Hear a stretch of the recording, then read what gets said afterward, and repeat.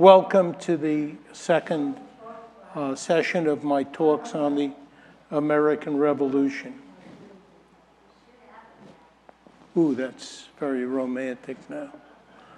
I don't know if any of you have ever had the experience of reading a book for the second time, perhaps watching a movie again that you hadn't seen for a great period of time. And sometimes when you do that, I find, you get new insight to things that you had already seen that you thought you had understood. And that has occurred to me with respect to my research on this series of talks on the American Revolution. The Declaration of Independence is still the Declaration of Independence. George Washington is still George Washington. But one thing that struck me in a way that it had not struck me before was the incredible inability of either the British on the one side or the patriots, Americans on the other side, to even understand each other, to understand where each was coming from.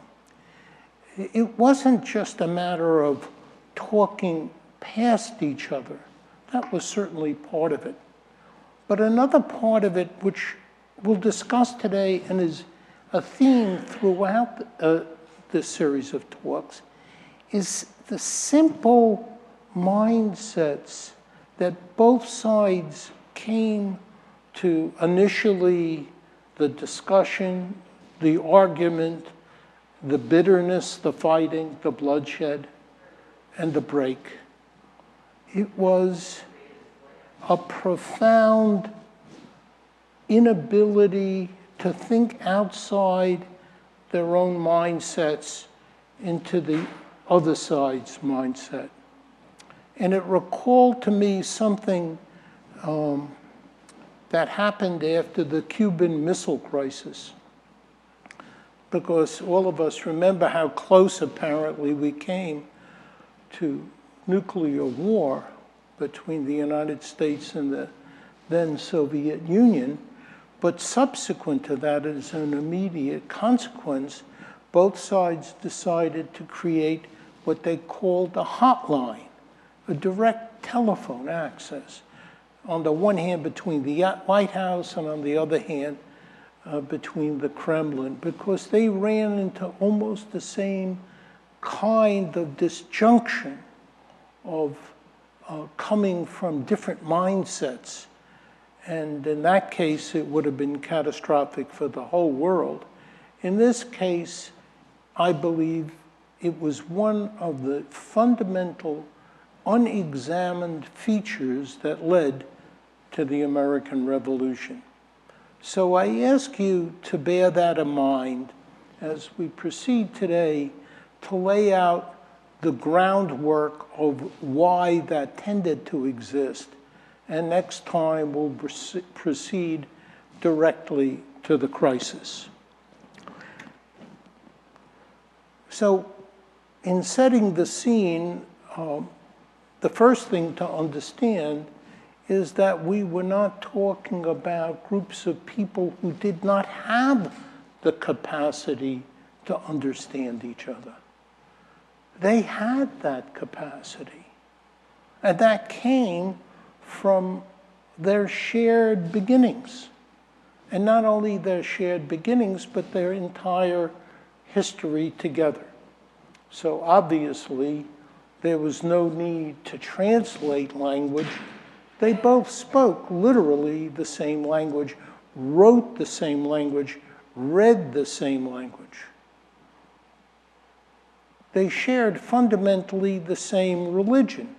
Yes, there were some Catholics, particularly in Maryland, with some more in Georgia and a few here in Pennsylvania, but primarily the religion that both parties shared was predominantly one form or another of Protestantism, whether it was the Anglican Church, which was called Anglican in Britain, and Anglican here at the time, but is now known as the Episcopal Church, or Congregationalism of the sort you saw in New England, some Baptists, some Methodists hadn't started then, but the religion was fundamentally the same, the fundamentally same outlook, and the fundamental idea of how people function in society that was a function of religion was shared. There was also a sense that there was a deep link between, on the one hand, the British, from whom these colonists derived, whether in the foundation of their charters or the establishment of the different colonies.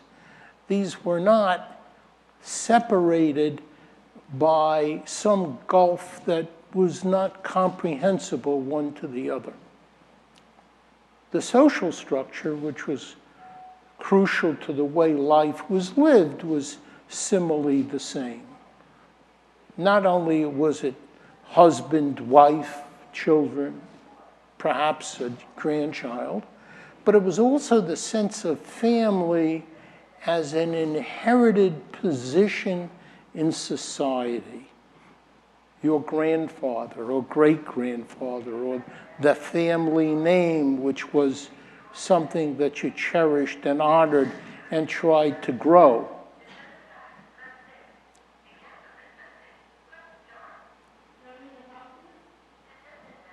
Okay, we're going to take a pause for a minute here.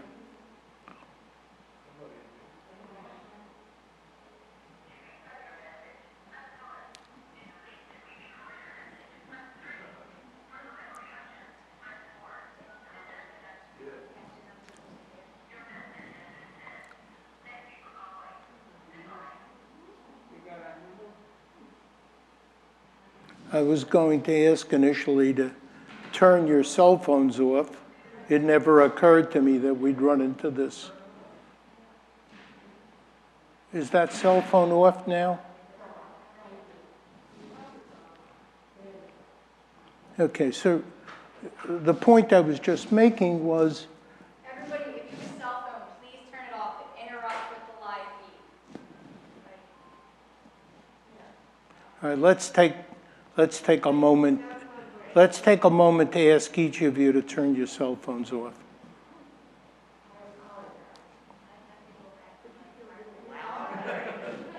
Everybody has to turn it off. Could this be a little louder? Okay. I'll have to speak a little closer. I don't know that I can change the volume. All right. On the presumption that we have all turned our cell phones off now, let me resume by saying that the idea of family and inheritance was profoundly similar in Britain and here in the colonies, so that folks bought land with the idea of having their children, grandchildren inherited. Families were built on merchant trade. Family then was not simply the immediate nuclear family, but the sense of generational passing on of the interests, the property, the professionalism. It was shared. Loyalty to the crown was a given in America as it was in Britain. In fact, one of the fiercest advocates for revolution eventually, Samuel Adams, John Adams' cousin, first cousin, wrote many tracts in the early 1770s, 1774 even, in which he attacked Parliament, but constantly praised the king and appealed to the king. The colonists evinced and continued to believe in loyalty to the crown. In fact, that was the single most crucial factor in the large percentage of population that continued to be loyalists, almost all of whom eventually left America. The loyalists were loyal not to Parliament. The loyalists were loyal to George III, the crown, and the inheritance that was to come after him as it had come before him. And obviously, all of these folks were related to folks in Britain, and the folks in Britain were related to folks here in the colonies. Not every family got up and moved the entire family here. So there was cousins, aunts, uncles, grandparents. Many colonists went back to Britain for their education. And when they went to Britain, where did they go? They went to their cousin or their aunt or a grandfather who remained in Britain. So these people were intimately related to each other. And that was enhanced by the consistency and constancy, which I mentioned last time, about immigration here, particularly from Scotland and particularly from England itself. There were, therefore, deep and abiding and profound factors linking the colonies to Great Britain. Needless to say, there were differences. The first and most important difference, which I've talked about briefly before, was land. The ownership of land in Britain was primarily in what we would call the titled classes. Not simply dukes and earls and barons. Obviously, they owned the greatest portion of the land, but also what we would today call the minor nobility. Sir, somebody or another, lady, this or that. They owned most of the remaining land that was not owned by the upper nobility, meaning that the people in Britain who made up 90% of the majority owned virtually no land. At best, they were tenant farmers. Not so here. Here, the abundance of land, the availability of land, meant that getting land was relatively easy. Owning it was chopping down a couple of trees, building your log cabin, laying out a farm area, and putting up a fence. Obviously an exaggeration, but something profoundly different than in Britain. Profoundly different. It was the opportunity then to establish something you owned for yourself and your heirs, independent of any nobility. Because in America, there was no nobility. And we'll touch on that in a few moments. But now, turning to what I just said about religion, other than in Virginia, there was no established religion, and I'm going to caveat that in a minute, no established religion of the Anglican Church. And by what I meant by that, by an established religion, which was the same as in Britain, you were required to attend church every Sunday. And if you were a dissenter, you still paid taxes for the support of the church. Other than in Virginia, that did not exist in the colonies for the Anglican Church.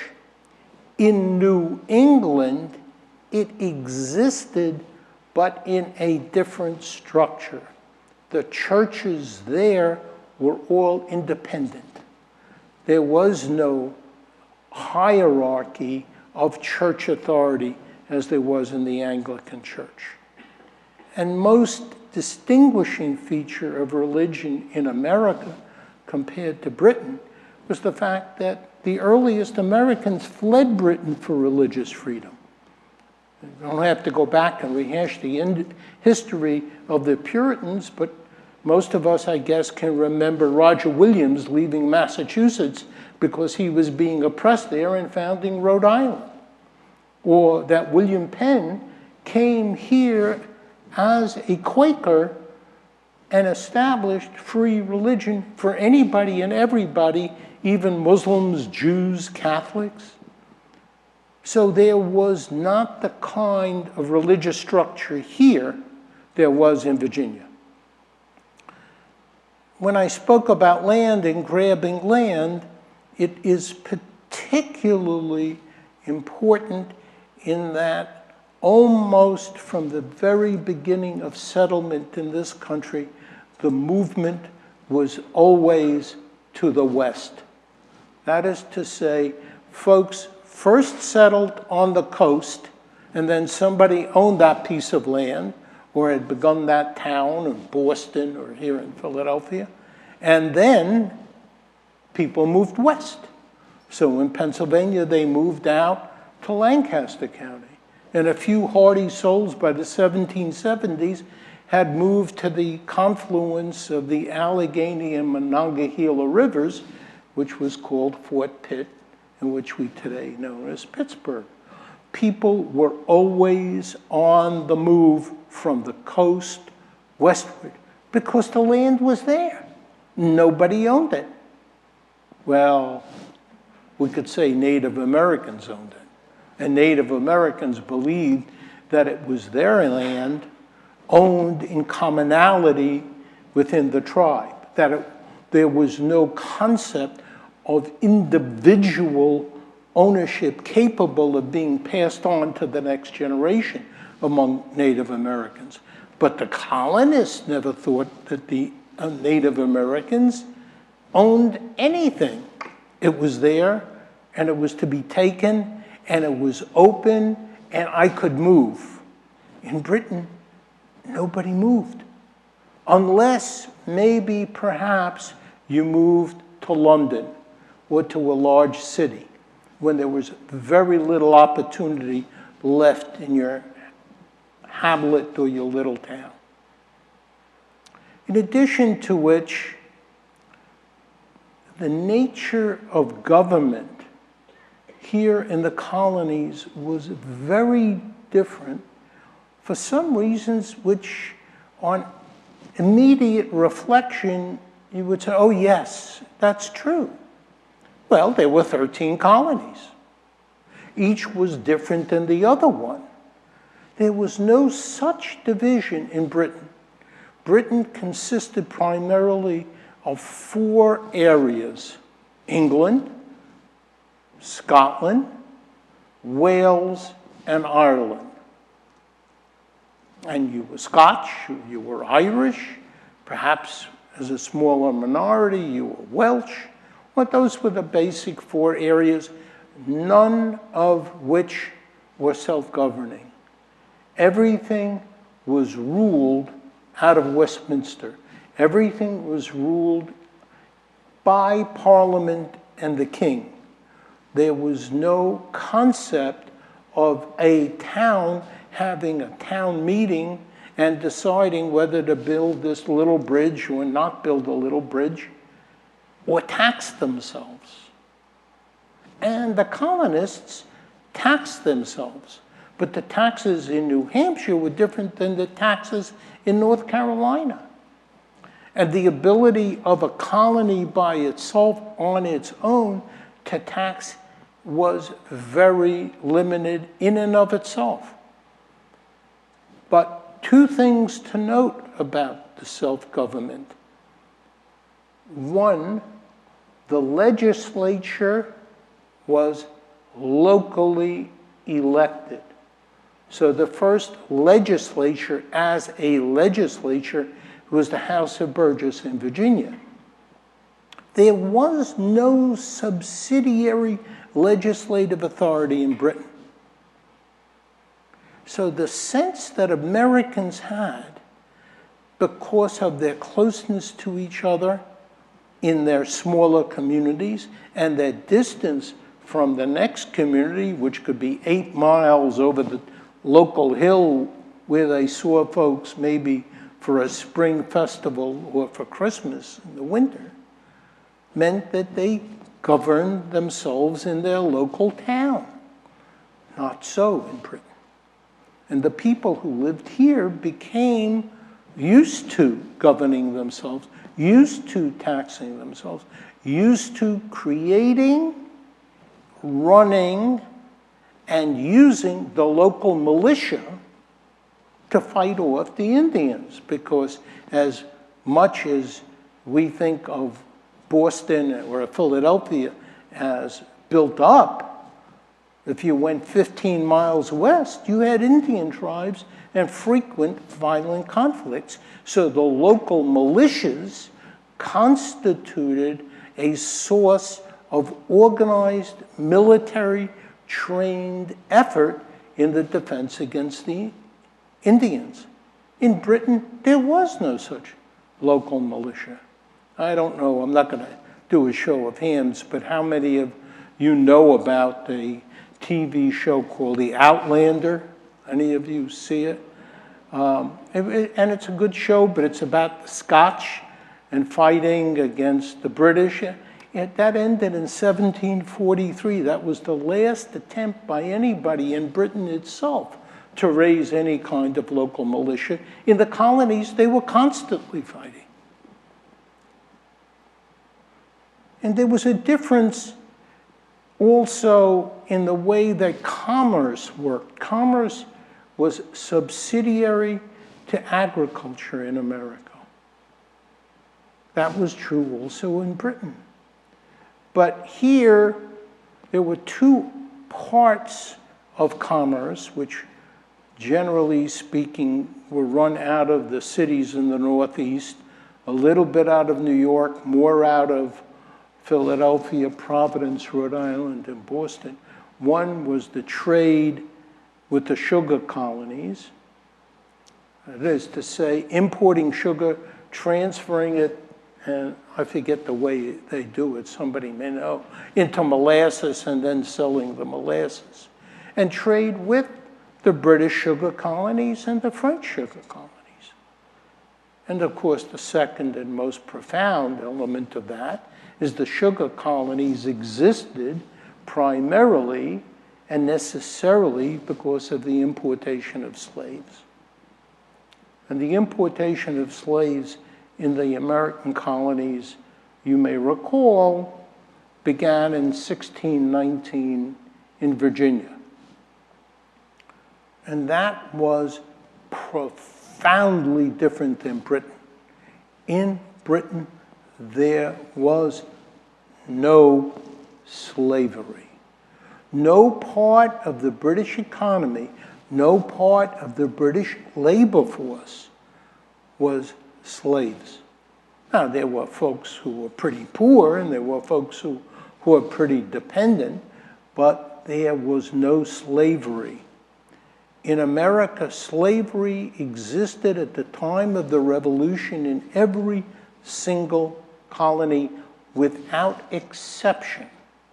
Now, certainly in the northern colonies, much smaller than in the southern colonies. But the northern colonies were not as much predominantly dependent on agriculture. Slavery set the two societies apart in their fundamental structure, because everything I said before about the closeness of the folks who lived here with their family and with their friends, with their religion, with their language, with the British people, did not exist with slaves. The slaves that were imported from Africa came here knowing no English, having no literacy, having no Christianity or any kind of Western religion, and they represented significant parts of the population in the southern colonies, anywhere from 10 to 25 to up to 40% in places like South Carolina, particularly in those areas where they were needed or the labor was needed and used to raise the crops. It was a profound difference with Britain. And the British couldn't understand slavery in the colonies any more than they could understand free land over the next hill. One of the things that struck me, as I said when I began today's talk about reflecting on something you've gone over a number of times, was that from early on, from easily the 17th century, from the 1640s, 1650s, people in Britain were calling people who lived in the colonies Americans.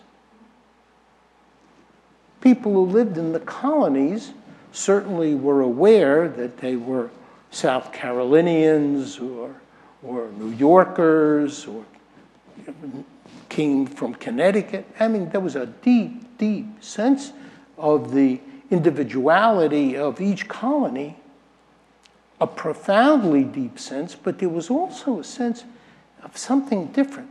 There was a sense of understanding themselves as Americans, as understanding that they were somehow, some way, in some of the ways I've laid out, different than the British. The best analogy to that is the Irish Catholics in Ireland. The Irish Catholics in Ireland never believed that they were British. They always believed they were Irish. Just 2 days past St. Paddy's Day, and I don't know if you saw President Biden was wearing his green tie. So the people here had some sense that had already developed that they were different, that they weren't quite British in the way somebody lived in Britain was. And the final factor is the lack of nobility here. And on reflection, again, it struck me, well, why wasn't there nobility here? Why didn't we have the Earl of Cheltenham or the Duke of Germantown?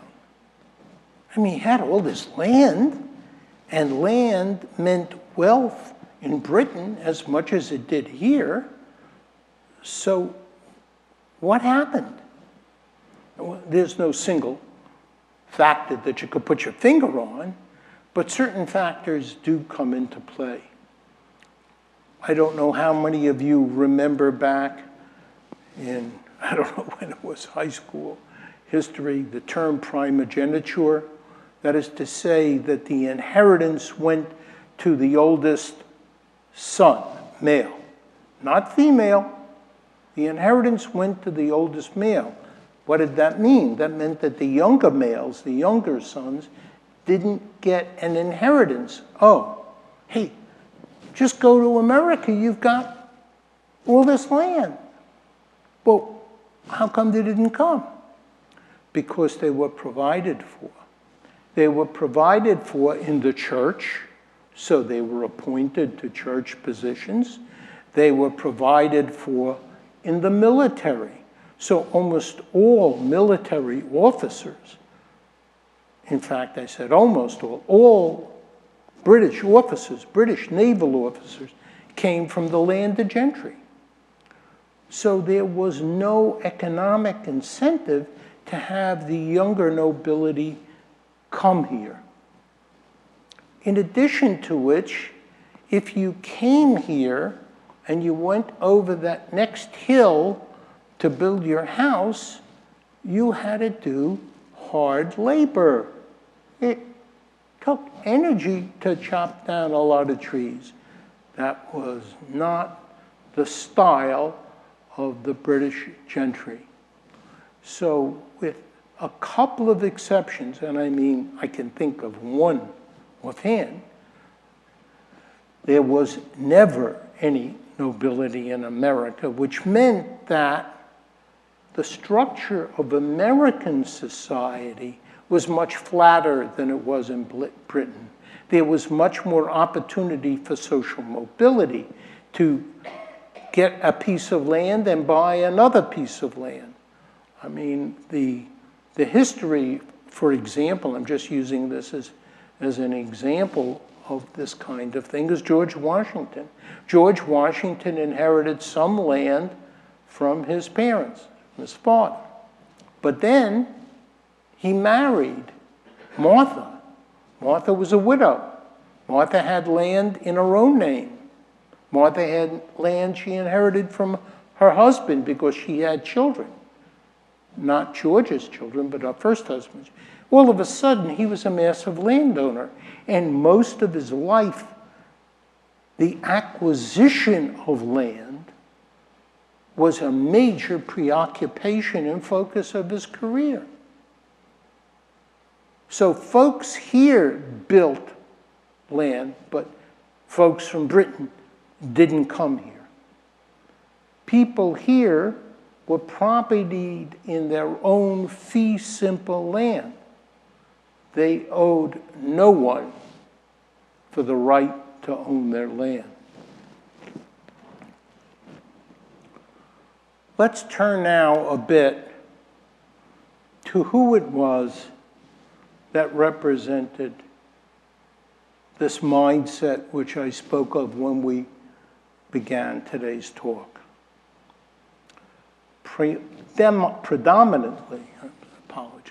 Predominantly, the key person was George III himself. Have you seen the movie? I think it was called The Madness of the King. And it's true, later in life, George became mentally deranged. He had one period of a breakdown, a psychotic break, which we would call it today. He got better, and then for the rest of his life, after the second break, that was it. He was in an age of licentiousness, a monogamistic husband who had, I think, if I remember correctly, 9 children. He never strayed from his wife. He loved his wife dearly. He also was a person of great detail. He knew the name of every regiment and every ship.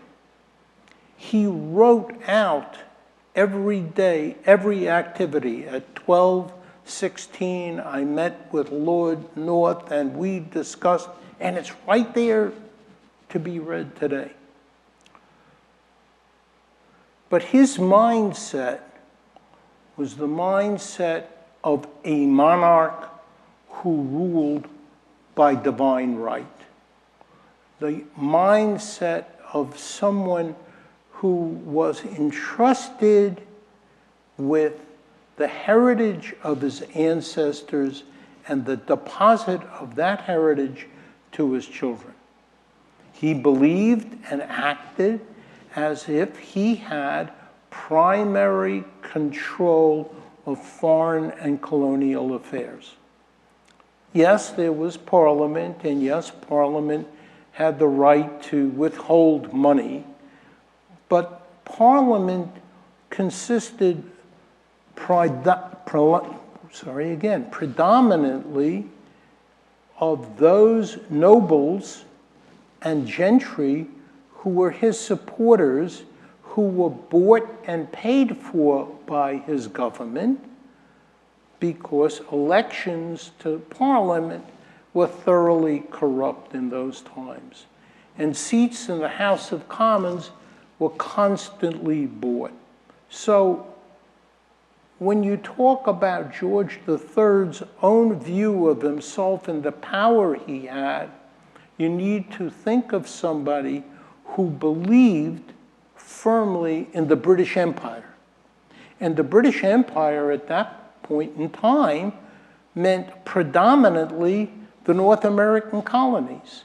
Certainly there were wealthy colonies in the Caribbean.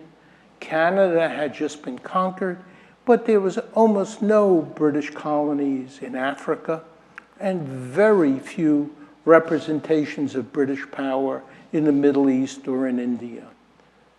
The predominant, I use that word again, I gotta stop using it. The primary power of the British Empire resided in the colonies, in these 13 colonies. And these 13 colonies, in his view, were created by his ancestors. For example, in Pennsylvania, who did William Penn get the grant of land from?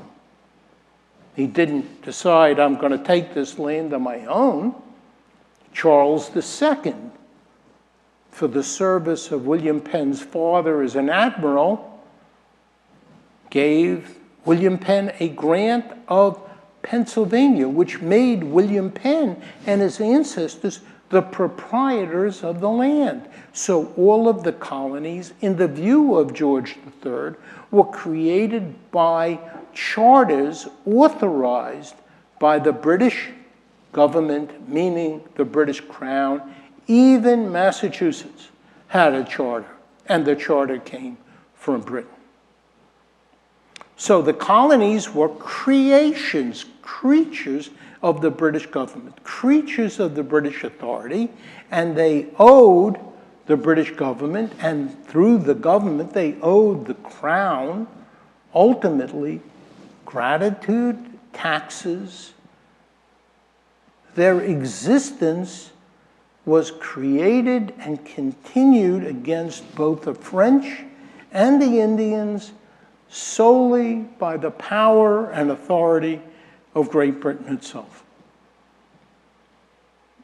Now, it's interesting, not that George III ever came to the colonies. I don't think there's any record of him ever going to Ireland or Scotland or Wales, for that matter.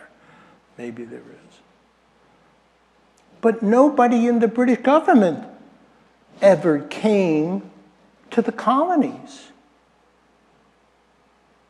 Sometimes they had colonial officials, particularly governors who were appointed for short terms in the colonies, and they were sent here by the government as the royal governors for the purpose of enriching their pockets, because they got a share of the taxes that would be raised, and then a year or two later departed for Britain. And the royal governors viewed it as a semi-exile during which they would enrich themselves. They never embedded themselves in what was American society or understood it. There were only two people born in America who I know of who became royal governors: Thomas Hutchinson in Massachusetts and William Franklin in New Jersey. And William Franklin was, of course, the son of Benjamin. That's a whole other family saga, well worth talking about at some other time. But the point is more understanding of the colonies and what existed here and what went on here and how it functioned didn't exist in the British government. They didn't have any kind of deep reporting until around 1774, 1775, when they asked the royal governors to come up with reports on what was going on. But similarly, you don't find too many Americans who were predominantly involved with the British government. There is one exception. Once again, Rita's favorite colonial hero, our own Benjamin Franklin. Franklin lived in London for 20 years. He loved London. He loved the literary scene. He loved the scientific community that existed there. He loved the charm of the ladies. He loved everything about London. And he represented Pennsylvania and eventually several of the colonies with respect to the British government in a semi-official way. And he had been appointed by the British Postmaster General of the colonies. Of course, he was the one who formed the first post office. But other than Franklin, there was no American who really had any significant contact with the British government. In other words, the British government was flying blind when it came to what American society was really like. And even the military leaders who came here, General Gage in Massachusetts, their view was a view based on smug snobbery. They looked down socially on all Americans. One story may illustrate this better than another. If you were asked on a test, which I intended to give but then withheld, what was George Washington's ambition as a young man, the answer would have been become a British military officer. He loved the idea of the military. He was a militia officer. He was an officer in Virginia, and he applied several times to become a British officer, to become part of the official British Army. Every time he applied, he was rejected. Americans did not occupy any kind of position in any aspect of the British government. So when it came to the beginnings and the rumblings, which we'll see next time, of unrest, serious unrest, the British were unprepared to understand what the causes were. They took things superficially, and they acted on a superficial understanding, never perceiving the depth of the upset that was occurring. And there was really almost no countervailing power to George III and his governments. That is to say, Parliament itself acquiesced in almost every venture to suppress, to destroy, and to militarily dominate the colonies. And it wasn't until late in the war, after France had entered the war on the side of the fledgling United States, that some voices in Parliament spoke up against the war. There were a couple of exceptions in Parliament, the most prominent of which was Edmund Burke. I don't know if you're familiar with Edmund Burke, but Edmund Burke was probably the most profound, deepest thinker of political theory in the late 18th century in Britain. His most famous work was called The French Revolution, in which he was able to perceive the excesses of the French Revolution. He eventually became, much after his demise, the founder, the intellectual founder of much of conservative political theory in this country and elsewhere. Meanwhile, he saw and he understood the disquiet that the Americans had. But there were players in America. Who were they? What did that mean? How did they function?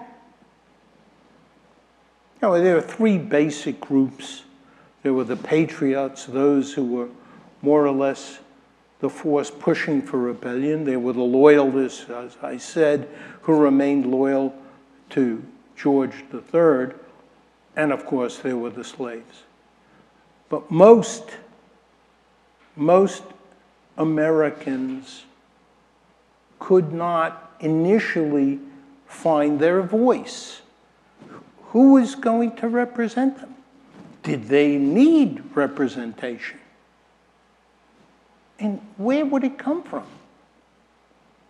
One thing that's often overlooked, and was overlooked by the British at the time, was the depth and the profundity of the education of the American elite. They never saw Americans as having an elite. They were being capable of having an elite. But when you talk about people like Franklin and Jefferson and Adams and Madison and Hamilton and Washington, you were talking about folks who were as educated as was the elite in Britain. They had read all of the classics because they learned in school. Greek and Latin was part of their elementary education. How many of us here today had Greek and Latin as part of our elementary education? Raise your left foot. In other words, nobody. So nobody read Livy, nobody read Cicero, nobody read Seneca. Very few of us in elementary school, and a bunch of us afterwards, read French, read Montesquieu or Voltaire in the original. These folks did. They read Socrates, they read Plato, they read Aristotle, and they also read the great, great British thinkers, primarily Locke and the great jurists of Britain.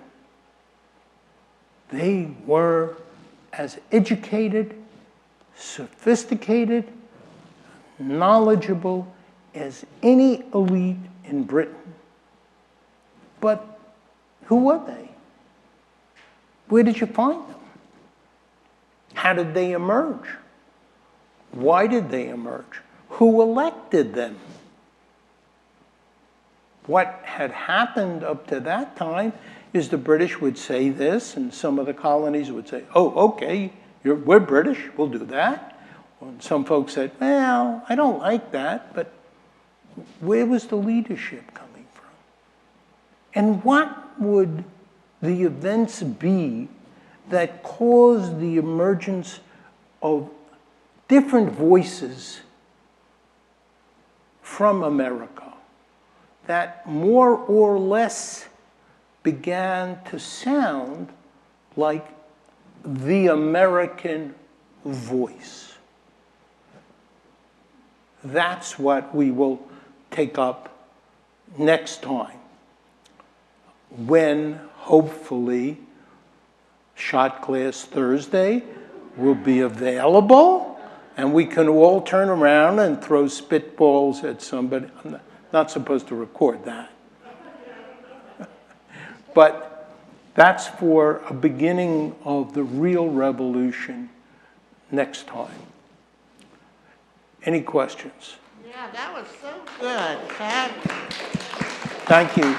I really, really appreciate the applause. But gold bars would be, or free drinks. What's your question? This is probably a dumb question. There are no dumb questions. There may be a dumb answer, but no dumb. Well, I've either forgotten or maybe I never knew to begin with. How did slavery start? How did what? Slavery. How did it evolve? Who decided it was a good idea to go over to Africa, capture a lot of black people, stuff them into a boat, and bring them here to be slaves? Well, Whose idea was that?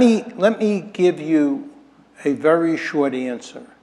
Do we have a couple of hours? No, but the short answer is nobody knows who began it.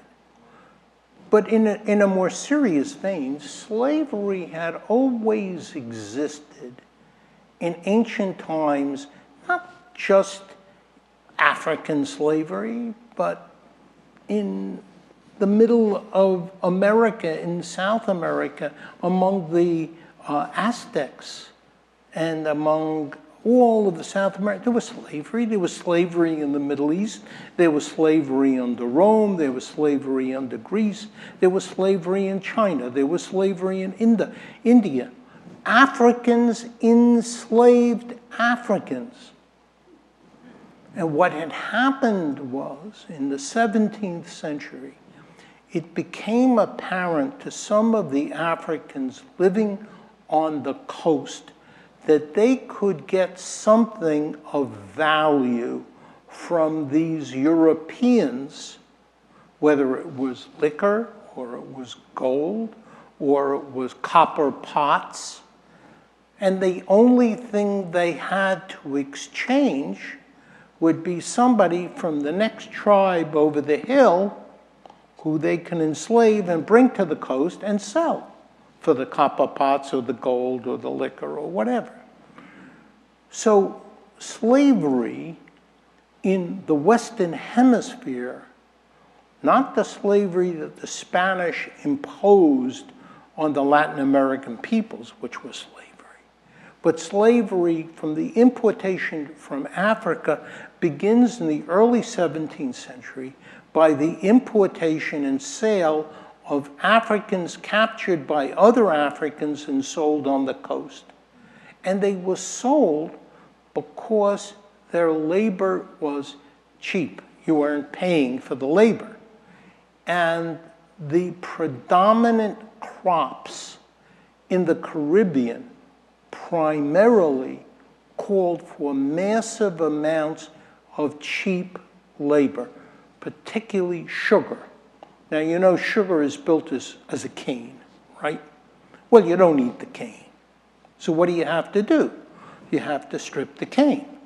Then you have to beat it. Then you have to boil it. Then you have to ferment it. Then you have to let it cool. A whole string of physically brutal labor activities which took a long time and required a lot of bodies. And you weren't getting them from Europe. When it came to America, the predominant early crop was tobacco.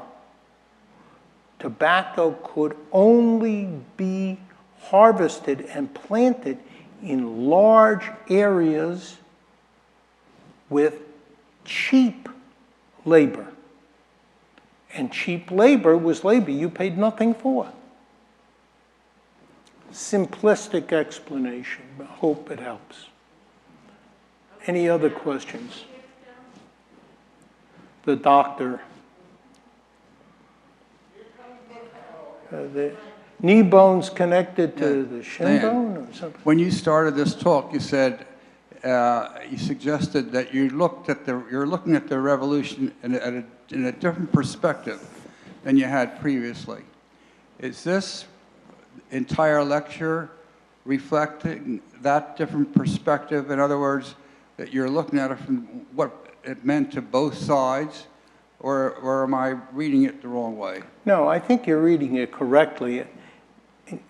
Let me say that the theme that I have seen that I had not seen before was this disconnect between, I forget the German word, but there's a German word that stands for worldview. This context in which people operate, which is a cultural and historical thing. So, for example, everybody in America today defends the Constitution. Our view is a Constitution is the foundation of our country. Now, what it means is, but we come with a worldview so that George III and the British upper classes and the British gentry came with a worldview that had been historically determined. So their ability to break out of that context just wasn't there. And similarly, Americans were coming from a view of how they lived and how they had functioned for 150 years. Their own towns, their own taxes, their own militia. They were two different kinds of views of things. You know, it's very interesting that after the British lost the American Revolution and George III, on a number of occasions, wrote and spoke of the profundity of the loss to him personally, because he thought America was the garden of the world. What had happened as a result of that loss, and then the Napoleonic Wars, but what had happened, that event, more than any other, shook the British view of how they functioned as a society, and 80 years later, in the Canada Act of 1867, they acted by devolving power to a colony to run its own internal affairs.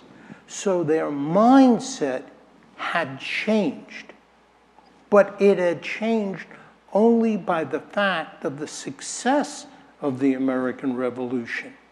At the time of the American Revolution, the British could not contemplate the devolution of power to a bunch of folks 3,000 miles away. So I don't know if I got that across effectively. I hope that helps.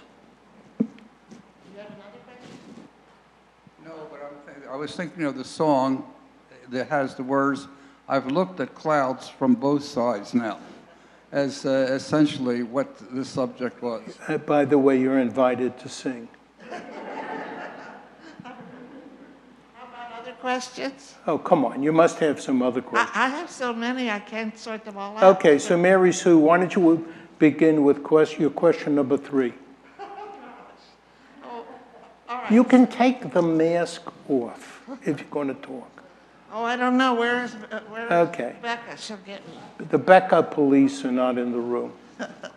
Well, gosh, where to even begin? How they, land grants, you know, they got land grants. I mean, what I can't quite understand is, especially like in Virginia, they would have land grants, but then a lot of people underneath, I mean, how did it work, the land grant? Like, Washington's family probably had land grants, but then how did the little guys live? They didn't pay attention to it. They went over the next hill. Just kept And moving. what had happened here was a devolution of power and authority. Remember that in Britain, outside of London, you had a small town of 1,500 people, maybe, 9 miles from another town. The most important person in the town was the priest of the local church, and maybe you elected a local alderman. But all the land was already owned by the barons and earls and dukes and them there, the people, and the lower gentry who eventually got pieces of it. But there was no devolution of power that somebody could get up and go off on their own. Some people, Shakespeare's a great example of it, just picked up and went to London. But by and large, there was not that sense that you had the freedom to determine your own actions, your own lifestyle. This country was a virgin. This country had incredible resources, just the lumber resources alone, the rivers, and what you could mine and what you could plant. plant, the soil was vastly more fertile than the soil in Britain. So you had people of an independent spirit. Most of the immigrants were pretty independent to pick themselves up. Oh, yeah. And I don't have a relative over in Lafayette Hill, but what the hell, that looks like a good place, I'll go there. That help a little bit? It helped me a little bit. Okay, a little bit. I've just enjoyed this so much. I think the world is lucky because America got started the way it did. In that, the independence, the people had to rule themselves all over the country, and they sort of were so smart and so educated themselves that they did a great job. Thank you. Thank you, One Dr. of the other themes I will touch on as we proceed is to begin to understand in a really deep sense the profound way our revolution has molded our society today. Our society today. I mean, if you just think about guns, and I'll talk about this when we get to Lexington and Concord and Bunker Hill and all of that. I mean, you know, forgetting about Second Amendment, forgetting about whether it's right, it's wrong, it's dangerous, it's not. Our ancestors needed them. They used them because they were threatened constantly. Nobody in Britain had guns. Nobody in Britain had guns because nobody in Britain was being threatened physically. So there was no need for it. So what had occurred then and occurred during the Revolution is profoundly determinative of different aspects of our society today. I think I've overstayed my welcome. I see thank you a couple so of much. people. But I am available if you want to ask questions. Even And when, sir, can we expect to have Shot Glass Thursday shot glassing? Soon. Thank you very much.